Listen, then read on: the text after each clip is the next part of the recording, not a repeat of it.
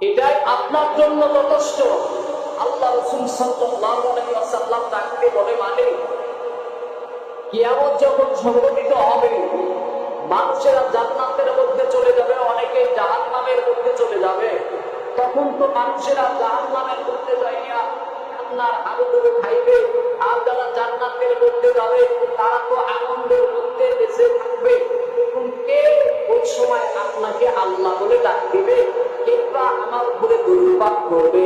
আল্লাহ রাসূল সাল্লাল্লাহু আলাইহি ওয়াসাল্লাম ডাকতে কয়, নবী আমার, এটা নিয়ে টেনশন করার কোনো কারণ নাই। আমি বলবো, আপনি বলবেন লা ইলাহা ইল্লাল্লাহ, আমি বলবো মুহাম্মাদুর রাসূলুল্লাহ সাল্লাল্লাহু আলাইহি ওয়াসাল্লাম। সুবহানাল্লাহ। আল্লাহ পাক বলেন, আপনি ওই কিয়ামতের ময়দানে, হাসরের ময়দানে আমাকে লা ইলাহা ইল্লাল্লাহ আল্লাহ বলে ডাকবেন, আর আমি আল্লাহ আপনাকে মুহাম্মাদুর রাসূলুল্লাহ, আপনি একবার আমার নাম নেবেন, আমি একবার আপনার নাম নেব। এটাই আমার আপনার জন্য যথেষ্ট হয়ে যাবে। সুবহানাল্লাহ। আল্লাহ পাক রব্বুল আলামিনের ভালোবাসা কেমন? আল্লাহ পাক রব্বুল আলামিনের বান্দাদের প্রতি আল্লাহ পাকের কেমন ভালোবাসা! আল্লাহ পাক রব্বুল আলামিন ডাকতে কয়, ও দুনিয়ার মানুষ, দুনিয়ার মধ্যে যদি ভালোবাসাটা অর্জন করতে যাও, নবী মুহাম্মদকে ভালোবাসো, আমি আল্লাহকে ভালোবাসো, তাহলে কিয়ামতের ময়দানে আমারও ভালোবাসা পাইবা, নবীও ভালোবাসা পাইবা। যখন দুজনের ভালোবাসা পাইবা, আল্লাহ পাক রব্বুল আলামিন বলেন, তখনই আমি আল্লাহ তাআলা বিনা হিসাবে আমি আল্লাহ মাফ করে দেব। সুবহানাল্লাহ। ওয়ামা আরসালনাকা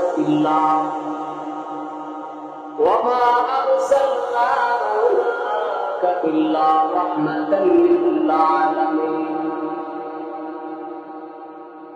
আল্লাহ রাব্বুল আলামিন নবী মুহাম্মদকে ডাক দিয়ে বললেন, নবী গো, আমি আপনাকে আল্লাহ রাব্বুল আলামিন দুনিয়ার মধ্যে পাঠাইলাম। ও নবী গো, যারা আপনাকে মহব্বত করবে, ভালোবাসবে, নবী গো, আমি আল্লাহ রাব্বুল আলামিন তাদেরকে মাফ করে দেব, জান্নাত করে দেব। সুবহানাল্লাহ। আবার আপনার নবী কেমন? আবার আপনার নবীর জন্য পশু পাখিরা পর্যন্ত পাগল ছিলেন। একদিন আমার আপনার নবী রাস্তা দিয়ে যায়, পাহাড় পর্যন্ত কান্না শুরু করিয়া দিলেন। জিবরাইল ডাকতে বলতেছেন, পাহাড় তুমি কেন কান্দো? জলদি করিয়া বলো। ডাকতে বলে, এই জায়গা দিয়ে আমার নবী মুহাম্মদ অতিক্রম করবে, আমি নবী মুহাম্মদকে দেখব। আমি নবী মুহাম্মদকে দেখিয়া নবীর ভালোবাসা আমি পাহাড়ের মধ্যে ঠিক করব। সুবহানাল্লাহ। এমন মুহাব্বত, এমন ভালোবাসা আল্লাহ নবী ডাকতে বলে, ও দুনিয়ার মানুষ, আমি আল্লাহ রাব্বুল আলামিন, আমি আল্লাহ রাব্বুল আলামিনের পাঠানো বান্দা, আমি নবী মুহাম্মদ সাল্লাল্লাহু আলাইহি ওয়াসাল্লাম বলে দিলাম, ও দুনিয়ার মানুষ, যারা আমি নবীকে মহব্বত করবান, তারা হাসরের ময়দানে আল্লাহ পাক রব্বুল আলামিন বলেন, হাসরের ময়দানে আল্লাহ রাসূল যখন সিজদার মধ্যে পড়ে যাবে, আমার উম্মতদেরকে জান্নাতের মধ্যে দিয়ে দাও, আমার উম্মতদেরকে জান্নাতের মধ্যে নিয়ে দাও। আল্লাহ রাব্বুল আলামিন খুশি মনে নবী মুহাম্মদকে ডাকতে বলবে, নবী মুহাম্মদ, আপনি মাথাটা উঠান, আর আপনার উম্মতদেরকে বেছে বেছে বেছে বেছে জান্নাতের মধ্যে নিয়ে যান। সুবহানাল্লাহ। আবার আপনার জন্য নবী মুহাম্মদ পাগল, জন্মার পশুরা নবীর জন্য পাগল। আবার আপনার জন্য হবে কেমন পাগল, কেমন পাগল। আর আল্লাহ রাসূল বলেন, বান্দা, আমি আল্লাহ রাসূল সাল্লাল্লাহু আলাইহি ওয়াসাল্লাম বান্দাদেরকে, উম্মতদেরকে যেমন ভালোবাসি, এরকম ভালোবাসা যদি কোনো মানুষ বাঁচতে পারে, আমি আল্লাহ রাসূল সাল্লাল্লাহু আলাইহি ওয়াসাল্লাম পাকে খুশি বলে হাত ধরিয়া জান্নাতের মধ্যে দিয়ে দেব। সুবহানাল্লাহ। ইমাম হাসান আর হুসাইন রাদিয়াল্লাহু তাআলা জুমার দিন জুমার নামাজ পড়া বাইরে বসে আছেন। হুসাইন ডাকতে বলতেছেন, ও ভাই হাসান, নবীকে তুমি কেমন মহব্বত করো জানি না, আমি নবীকে কেমন মহব্বত করি আল্লাহ পাক রব্বুল আলামিন জানেন।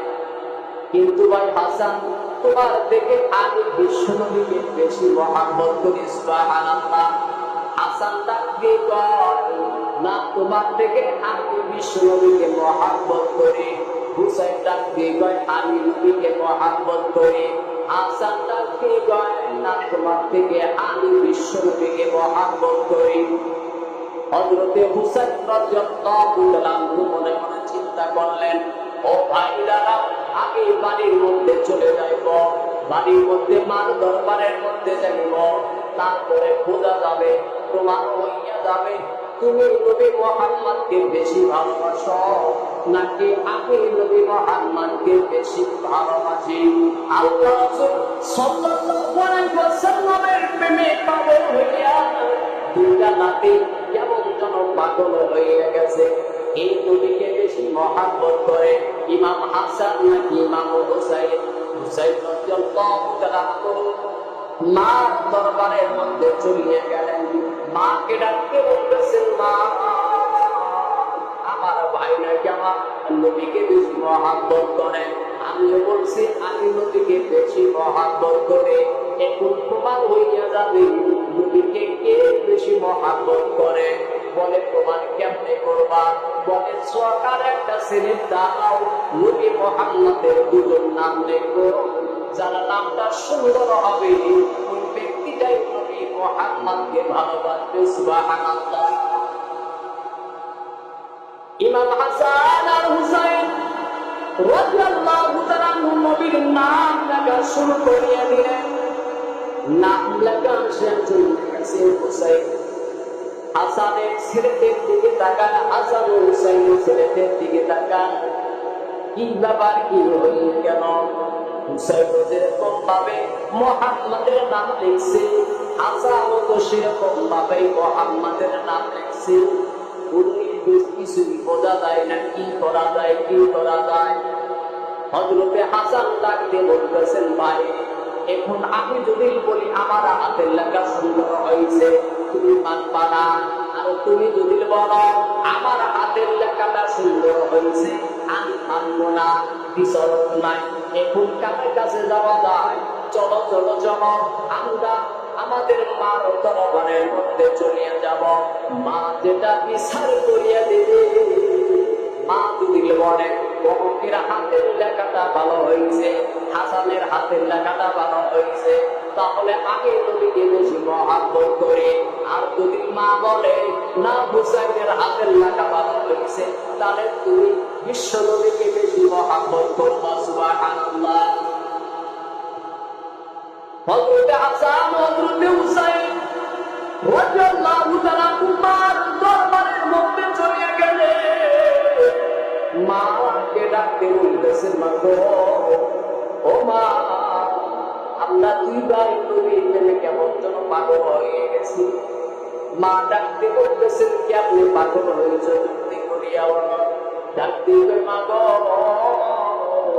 নবী মুহাম্মাদের নাম আমি লিখছি, নবী মুহাম্মাদের নাম আমার ভাই লিখছে। এখন তুমি শুধু বলবা কার হাতের লেখাটা সুন্দর হয়েছে, কার হাতের লেখাটা খারাপ হয়েছে। যার হাতের লেখাটা সুন্দর হয়েছে ওই ব্যক্তিটাই নবী মুহাম্মদকে বেশি ভালোবাসবে। মা ডাকতে বলতেছেন, তাড়াতাড়ি জলদি করিয়া দাও, আমি তোমাদের বিচার করিয়া দেব কে নবী বিশ্ব নবীকে বেশি ভালোবাসে।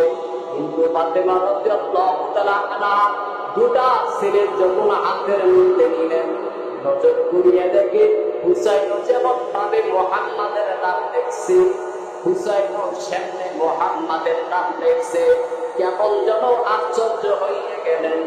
তার আকাশের দিকে তাকাইয়া আল্লাহকে ডাকতে কয়, মালিক,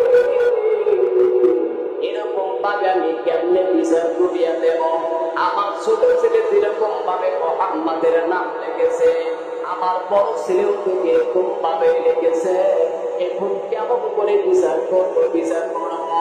হুসাইন ডাকতে বলতেছে, মা গো, আপনি কেন কোন কথা বলেন না? ডাকতে বলতেছেন, সন্তান, তোমাদের বিচার করতে পারবো না। কার হাতের লাগা সুন্দর হয়েছে, আমি বিচার করতে পারবো না, তোমার বাবার কাছে চলে যাও। হযরতে আলী রাদিয়াল্লাহু তাআলা দরবারের মধ্যে রওনা শুরু করে দিয়েছে। আমি ডাকতে বলতেছেন, ও প্রাণের বাবা, আমরা বিশ্বনবী মুহাম্মাদের প্রেমের মধ্যে পাগল হয়ে গেছি। আমরা দুজন মুহাম্মাদের নাম লিখছি, যারা হাতের লেখাটা সুন্দর, এই ব্যক্তিটাই নবী মুহাম্মাদকে বেশি ভালোবাসে। ও বাবা, বলে দাও, বলে দাও, আমার হাতের লেখা সুন্দর নাকি হুসাইনের হাতের লেখাটা সুন্দর? হযরতে আলী রাদিয়াল্লাহু তাআলা মনে মনে চিন্তা করলেন, তাড়াতাড়ি দিয়ে দাও, এ তো সামান্য ব্যাপার, আমি রেজাল্ট দিয়ে দেব। এই বিশ্ব নবীকে বেশি মহব্বত করে।